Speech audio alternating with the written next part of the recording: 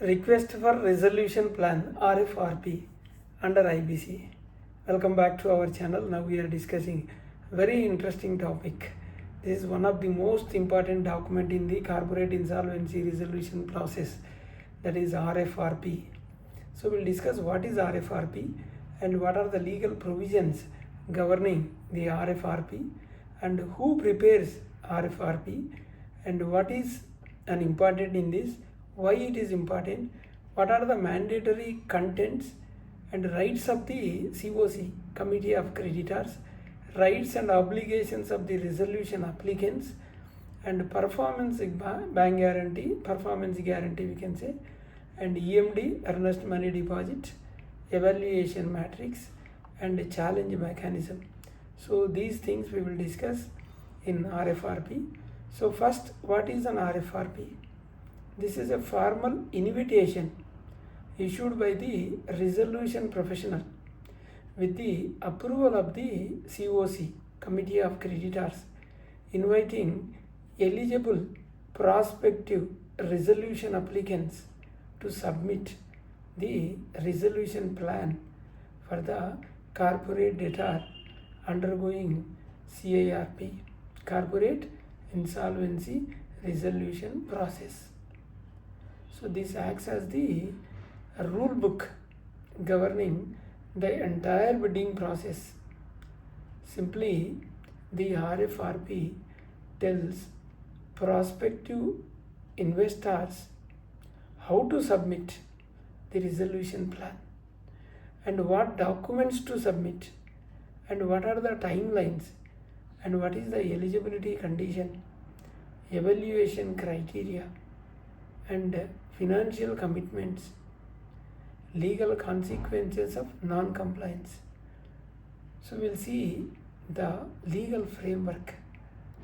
The RFRP is primarily governed by the Insolvency and Bankruptcy Code 2016 and Regulation 36B of CIRP Regulations 2016 and Section 25 Subsection 2 Clause H of the Insolvency and Bankruptcy Code. So Section 30 of the Code and Regulation 38 and Regulation 39 and relevant circulars and guidelines issued by IBBA.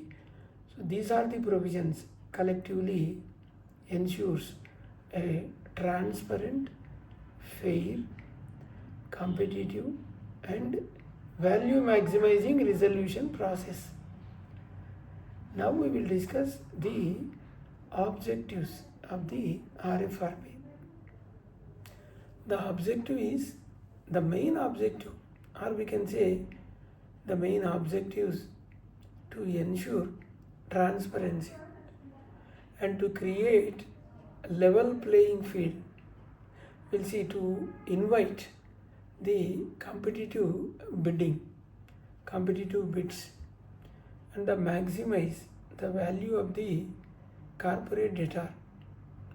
Another objective is to prescribe uniform submission standards and protect the interest of the creditors, that is the main concern, and facilitate timely completion of CIRP.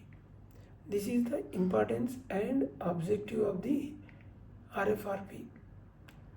RFRP issued by whom? A resolution professional issues RFRP and it is done in consultation with the CoC and after obtaining CoC approval. So therefore RFRP represents the commercial framework approved by the CoC. Who can submit a resolution plan?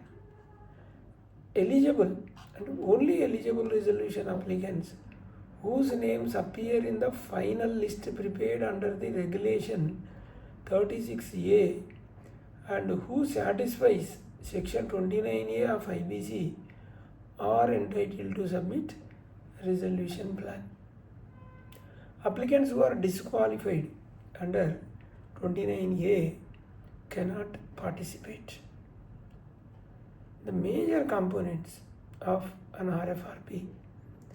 This is a comprehensive RFRP generally contains first introduction part and then definition part, and also give disclaimer and resolution process and submission procedure and timelines and eligibility criteria, EMD Performance Guarantee, evaluation matrix, challenge mechanism, mandatory contents of the resolution plan, confidentiality requirements, data room rules, and site visit guidelines, and all annexures will be given, standard formats will be given, and board resolutions as required, affidavits, power of attorney, and a checklist. And what about the disclaimer clause? Almost every RFRP begins with a detailed disclaimer. The disclaimer generally clarifies that information is provided in good faith. The disclaimer says applicants should conduct independent due diligence. Neither the resolution professional nor the CoC guarantees the accuracy of the information. So the applicants participate entirely at their own commercial risk. And also eligibility conditions. The RFRP usually requires every resolution applicant to demonstrate eligibility under Section 29A, financial capability, technical competence, and the implementation capability, funding arrangements, so legal compliance. So the applicants generally submit affidavits and undertakings confirming their eligibility. And resolution plan submission process. RFRP prescribes the submission deadlines, mode of submission, documents required, authorizations and board resolutions and affidavits, financial proposal, implementation plan, funding proof. So, late or incomplete submissions may be rejected. Due diligence. The resolution applicants are normally provided access to information memorandum, virtual data room, site visits, and clarification process. Every applicant is expected to perform independent due diligence before submitting the resolution plan. What about EMD?